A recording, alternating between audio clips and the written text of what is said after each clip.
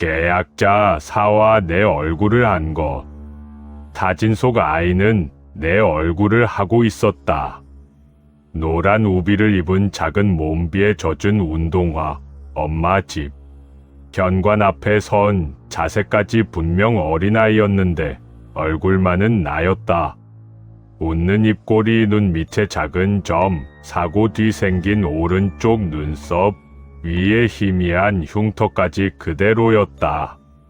그 사진을 보는 순간 내 손에서 휴대폰이 미끄러질 뻔했다. 빗물이 화면 위로 떨어져 사진이 번졌지만 얼굴은 사라지지 않았다. 오히려 더 선명해졌다. 마치 화면 안쪽에서 나를 보고 있는 것처럼 그것은 내 얼굴로 웃고 있었다. 나는 다시 엄마에게 전화를 걸었다. 연결음이 길게 이어졌다. 한 번, 두 번, 세 번. 받지 않았다. 나는 빗속에서 미친 사람처럼 뛰었다. 택시도 없고 버스도 보이지 않았다. 도로는 이상하게 비어 있었다. 분명 밤이라 해도 이 정도로 조용할 수는 없었다. 신호등만 혼자 바뀌고 있었다. 빨간불, 파란불, 노란불.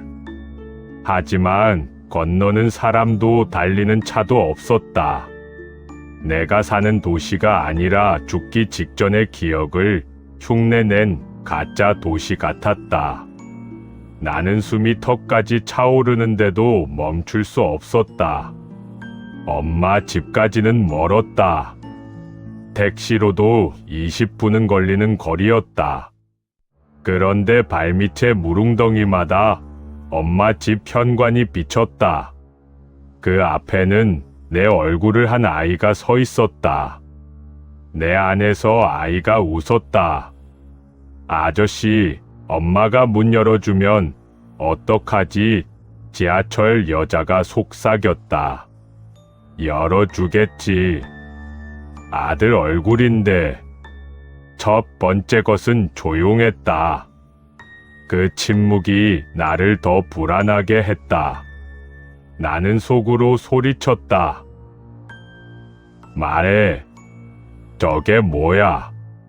처음 들어온 것이 한참 뒤에야 대답했다.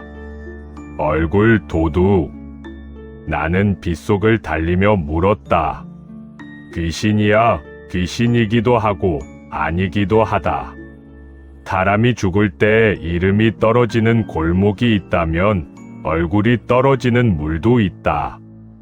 오래 물에 잠긴 죽음들은 얼굴부터 잃는다. 그것들은 남의 얼굴을 빌려 문을 연다. 왜 내 얼굴인데? 첫 번째 것이 말했다. 내 안이 넓어졌으니까. 내 이름이 다시 묶였으니까. 이제 내 얼굴도 길이 된다. 나는 멈춰 섰다. 눈앞에 골목이 있었다. 분명 처음 보는 길인데 이상하게 익숙했다. 양쪽 벽은 젖어 있었고 바닥에는 미지근한 물이 고여 있었다. 내가 죽었을 때 갔던 그 골목과 닮아 있었다. 아니, 거의 같았다. 골목 끝에는 낡은 공중전화 부스가 하나 있었다. 요즘 세상에 있을 리 없는 빨간 전화 부스였다. 그 안에서 전화벨이 울렸다. 따르릉, 따르릉. 나는 가까이 가지 않으려 했다. 하지만 휴대폰 화면이 갑자기 꺼졌고 발밑에 물이 발목을 잡듯 무거워졌다. 전화벨은 계속 울렸다. 따르릉, 따르릉. 나는 부스 문을 열었다. 안은 바깥보다 따뜻했다. 수화기에서는 물이 떨어지고 있었다. 나는 천천히 수화기를 들었다. 아무 말도 하지 않았다. 그런데 수화기 너머에서 엄마 목소리가 들렸다. 왜 이제 받아? 나는 숨을 멈췄다. 엄마, 수화기 너머는 잠시 조용했다. 그리고 엄마가 울먹이며 말했다. 내가 방금 왔어.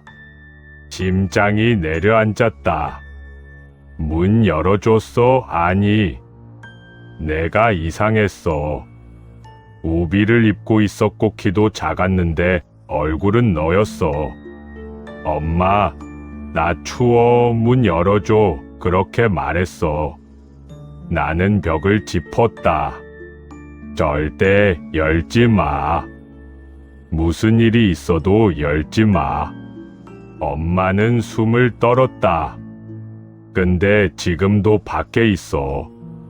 문 앞에서 내 목소리로 계속 불러. 그 순간 수화기 너머로 다른 목소리가 섞였다. 작고 젖은 목소리. 엄마, 나야. 문 열어줘. 나는 이빨이 부딪힐 정도로 떨었다. 엄마, 내 이름 불러. 못, 내 이름. 정확히 불러. 지금 당장. 엄마는 울면서 내 이름을 불렀다. 그 순간 공중전화 부스 유리창에 금이 갔다. 밖에서 누군가 부스를 두드리고 있었다. 나는 뒤돌아보지 않았다. 엄마가 다시 내 이름을 불렀다. 2번, 3번. 내 안의 복도에서 문들이 진동했다. 아이의 문 뒤에서 비명이 났고 지하철 여자는 욕을 했다. 첫 번째 것은 낮게 말했다. 좋다. 아직 연결되어 있다. 나는 수화기를 붙잡고 말했다. 엄마, 내가 갈 때까지 전화 끊지 마. 문도 열지 마. 엄마는 대답하려 했다. 하지만 그 순간 수화기 너머에서 쿵 하는 소리가 들렸다. 현관문을 두드리는 소리였다. 쿵, 쿵, 쿵. 그것은 점점 내 목소리를 닮아갔다. 엄마, 나 진짜야. 밖에 있는 건 가짜야. 전화 끊어. 문 열어줘. 나는 소리쳤다. 믿지 마. 하지만 수화기 너머에서 엄마의 숨소리가 흔들렸다. 그것은 내 목소리를 완벽하게 흉내내고 있었다. 말투도 숨쉬는 방식도 엄마를 부르는 억양도. 내가 진짜라는 걸 어떻게 증명하지? 그 생각이 드는 순간 첫 번째 것이 말했다. 너만 아는 기억.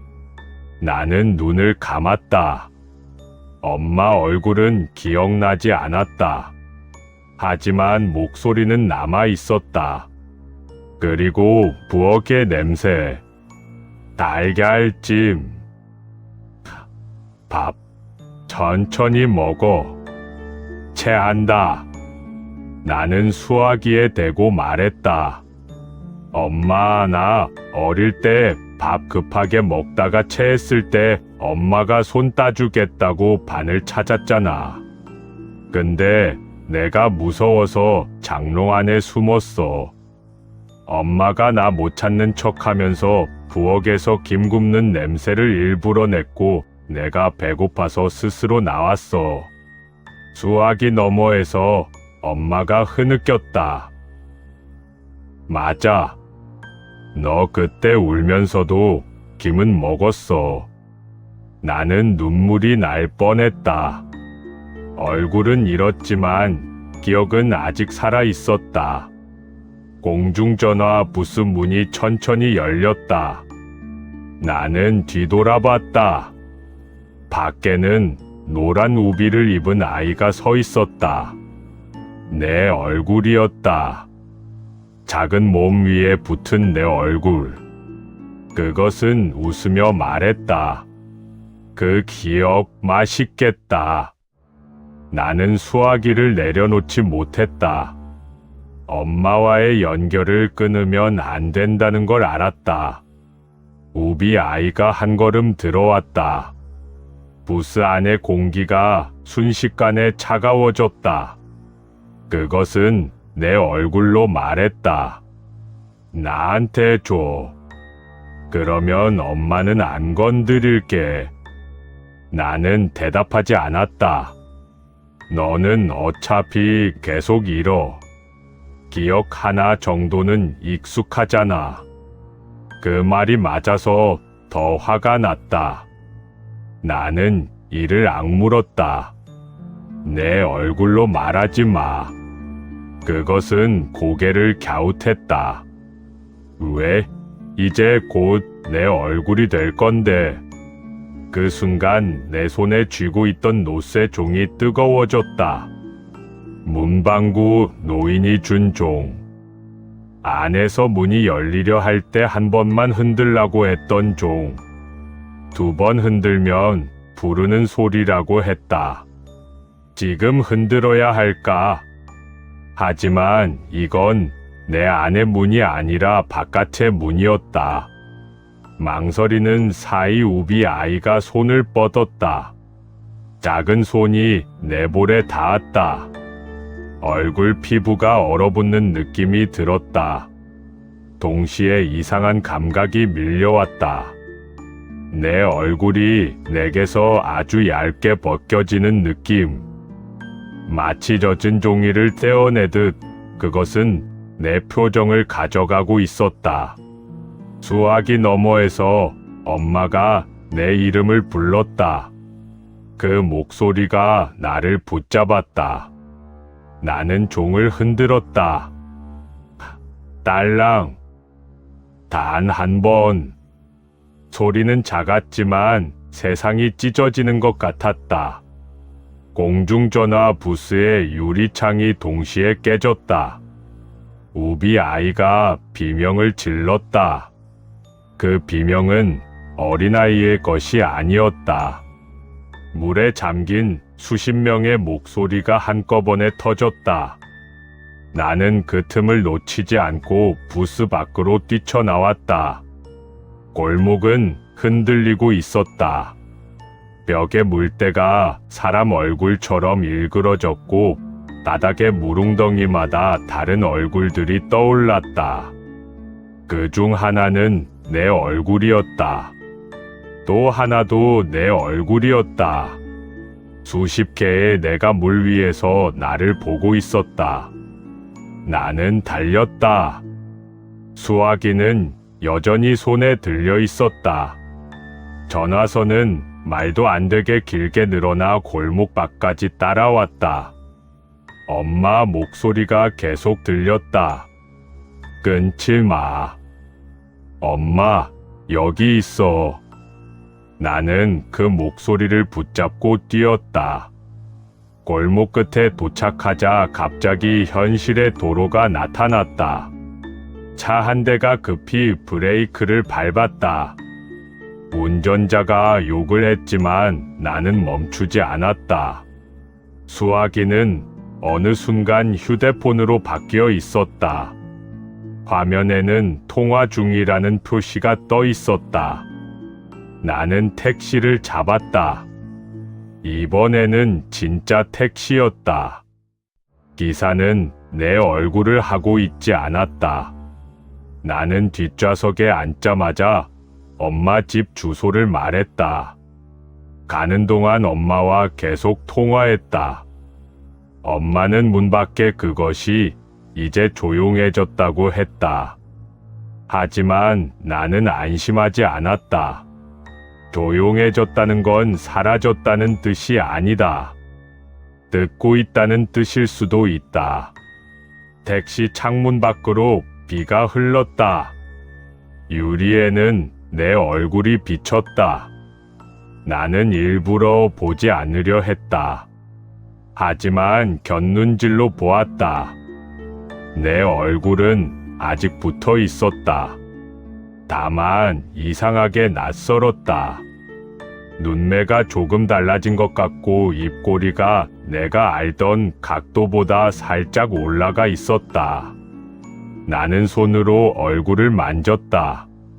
살아있는 피부의 온도였다. 하지만 확신할 수 없었다. 이게 정말 내 얼굴인지 아니면 잠시 빌려 쓰고 있는 것인지. 엄마 집 아파트에 도착했을 때 비는 거의 폭우가 되어 있었다.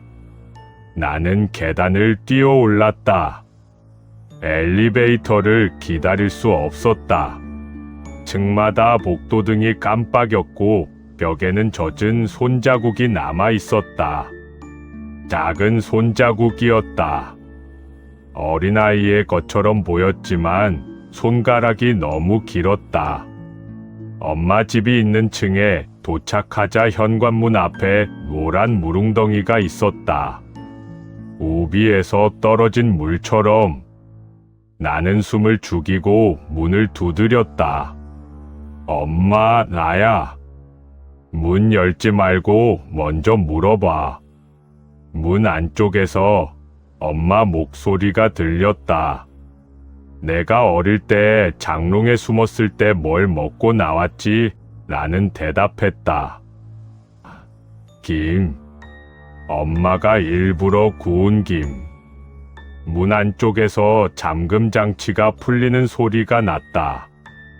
문이 열리자 엄마가 나를 끌어안았다. 그 순간 이상하게도 나는 엄마 얼굴을 떠올릴 수 없었다. 눈앞에 엄마가 있는데 그 얼굴이 기억 속에 자리 잡지 않았다. 보면 알겠는데 눈을 감으면 사라질 것 같았다. 나는 더 세게 안았다. 엄마는 떨고 있었다. 너 얼굴이 왜 이렇게 차가워? 나는 대답하지 못했다. 집 안으로 들어서자 현관 바닥에 젖은 발자국이 있었다. 작은 발자국이었다. 거실까지 이어져 있다가 베란다 앞에서 끊겼다. 엄마는 말했다. 문 안 열었어. 정말이야. 근데 어느 순간 안쪽에서 발소리가 났어. 나는 베란다 쪽을 바라봤다. 커튼이 젖어 있었다. 창문은 닫혀 있었다. 그런데 커튼 끝에서 물이 떨어지고 있었다. 나는 엄마를 방 안으로 들여보내고 문을 닫았다. 그리고 혼자 거실에 섰다. 내 안에 지하철 여자가 속삭였다. 여기 따뜻해. 아이도 말했다. 엄마, 냄새가 나. 나는 분노가 치밀었다. 건드리면 죽여버린다. 내 안에서 웃음이 터졌다. 귀신들에게 죽인다는 말이 무슨 의미가 있을까? 하지만 첫 번째 것은 조용히 말했다. 분노는 도움이 된다. 붙잡아라. 그건 아직 내 것이다. 나는 그 말을 듣고 오히려 더 소름이 끼쳤다. 내가 가진 감정마저 이제는 무기처럼 세워야 하는 상황이 된 것이다. 베란다 창문에 손바닥 자국이 생겼다. 안쪽에서가 아니라 바깥쪽에서. 여기는 12층이었다. 누군가 밖에서 창문을 두드리고 있었다.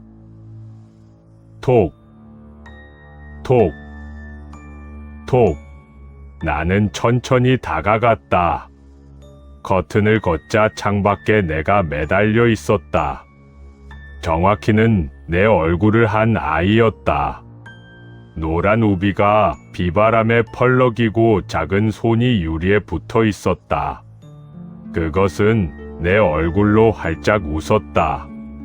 그리고 입 모양으로 말했다. 열어.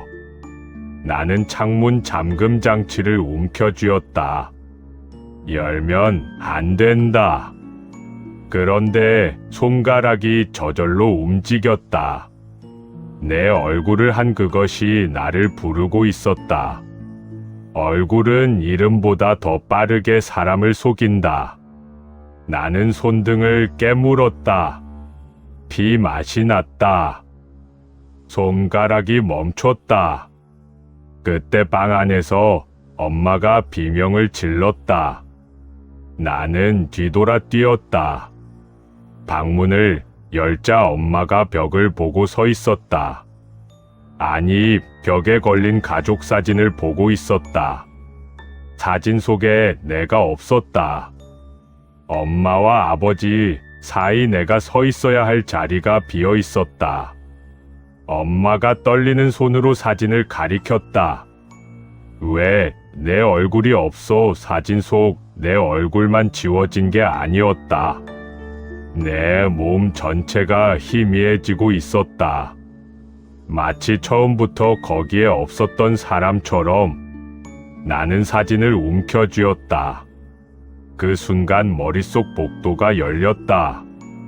이번 복도는 이전보다 더 끔찍했다. 양쪽 문마다 거울이 붙어 있었다. 거울마다 내가 비쳤다. 어릴 때의 나, 학생 때의 나, 사고 전의 나, 병원 침대 위의 나. 하지만 얼굴이 조금씩 달랐다. 어떤 나는 눈이 없었고, 어떤 나는 입이 없었고, 어떤 나는 엄마 얼굴을 하고 있었다. 복도 끝에 노란 우비 아이가 서 있었다. 내 얼굴을 하고 그것은 말했다. 얼굴은 기억보다 깊어. 사람들은 이름을 잊어도 얼굴은 믿거든. 내 엄마도 결국 얼굴을 보고 문을 열었을 거야. 조금만 더 기다렸으면. 나는 달려들려 했다. 하지만 발이 움직이지 않았다. 거울 속의 나들이 동시에 팔을 뻗어 나를 붙잡고 있었다. 첫 번째 것이 나타났다. 거대한 그림자처럼. 그러나 이번에는 그것도 쉽게 다가오지 못했다. 우비 아이 뒤에 물이 차오르고 있었다. 그 물 속에서 수많은 얼굴 없는 것들이 떠올랐다. 첫 번째 것이 낮게 말했다. 얼굴 도둑은 혼자 움직이지 않는다. 뒤에 웅덩이가 있다. 웅덩이, 얼굴을 잃은 죽음들이 모이는 곳. 우비 아이가 웃었다. 맞아. 그리고 내 얼굴은 문이 되기 좋아. 살아있고 이름도 있고 안쪽은 넓고. 나는 말했다. 원하는 게 뭐야? 그것은 내 얼굴로 아주 천천히 대답했다.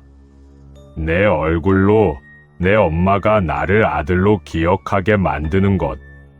그 말에 피가 얼어붙었다. 엄마가 나 대신 저것을 기억하게 된다면 나는 어디로 가는 걸까? 사람이 세상에서 사라지는 건 죽는 것보다 조용할지도 모른다. 아무도 찾지 않고 아무도 기억하지 않고 사진 속 자리만 조금 흐려지는 것. 나는 복도에서 엄마 목소리를 찾았다. 방 안에서 엄마가 계속 내 이름을 부르고 있었다. 그 소리가 아주 멀리서 들렸다. 나는 그 목소리를 붙잡았다. 그러자 거울 속 나 하나가 깨졌다. 또 하나가 깨졌다. 우비 아이의 얼굴이 일그러졌다. 그만해. 나는 더 크게 외쳤다. 엄마, 현실에 내 입에서도 같은 말이 터졌다. 방 안에서 엄마가 나를 끌어안았다. 그 순간 복도에 따뜻한 밥 냄새가 퍼졌다. 김 굽는 냄새, 달걀찜 냄새, 오래된 부엌의 온도. 우비 아이가 뒤로 물러났다. 물속 얼굴들이 비명을 질렀다. 나는 깨달았다. 이것들은 공포만 먹는 게 아니다. 기억도 먹고 얼굴도 먹지만 살아있는 사람이 서로를 붙잡는 감각은 쉽게 삼키지 못한다. 나는 엄마의 손을 잡았다. 현실에서, 그리고 복도 안에서도 얼굴이 보이지 않는 엄마의 형상이 내 옆에 서 있었다. 나는 말했다. 내 얼굴은 내 것이 아니야. 우비 아이가 비웃었다. 그걸 내가 정해. 나는 대답했다. 아니, 나를 알아보는 사람이 정해.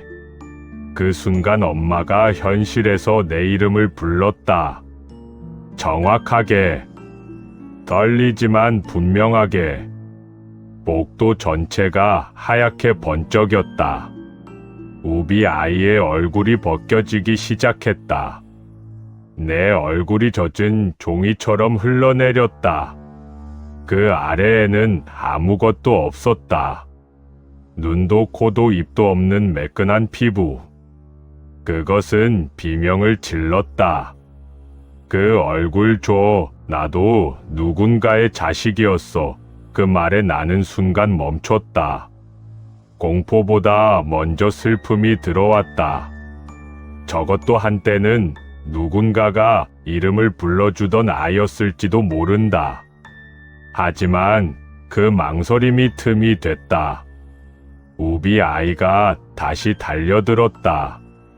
첫 번째 것이 소리쳤다. 흔들지 마. 하지만 이미 늦었다. 나는 손에 쥔 종을 움켜쥐고 있었다. 한 번은 이미 썼다. 두 번 흔들면 부르는 소리라고 했다. 하지만 지금은 선택지가 없었다. 나는 종을 흔들었다. 딸랑. 두 번째 소리였다. 세상이 멈췄다. 복도의 모든 문이 동시에 열렸다. 지하철 여자가 웃음을 멈췄다. 아이의 문 뒤 손들도 조용해졌다. 첫 번째 것이 처음으로 내게 소리쳤다. 멍청한 놈. 그리고 어둠 저편에서 누군가가 대답했다. 아주 오래된 목소리. 처음 죽었던 골목에서 나를 불렀던 그 목소리였다. 불렀네. 나는 그 순간 내가 무슨 짓을 했는지 알았다. 종 두 번은 부르는 소리. 나는 도움을 부른 게 아니었다. 처음 계약을 시작한 존재에게 위치를 알려준 것이다. 복도 끝 우비 아이 뒤에 물이 갈라졌다. 그 안에서 누군가 걸어 나왔다. 형태는 없었다. 하지만 모든 문들이 그것을 향해 고개를 숙이는 느낌이 들었다. 첫 번째 것조차 물러났다. 우비 아이는 겁에 질려 뒤로 기어갔다. 그 오래된 목소리가 말했다. 얼굴 하나 때문에 시끄럽구나. 현실로 돌아왔을 때 나는 엄마 방 바닥에 쓰러져 있었다. 엄마는 울면서 내 이름을 부르고 있었다. 베란다 창밖에는 아무것도 없었다. 노란 우비 아이도 무릉덩이도 사라졌다. 가족 사진 속 내 자리는 다시 돌아와 있었다. 하지만 사진 속 내 얼굴은 조금 흐렸다. 완전히 돌아오지 않은 것이다. 나는 천천히 일어나 거울을 봤다. 내 얼굴이 있었다. 하지만 눈동자 깊은 곳에 아주 낯선 어둠이 비쳤다.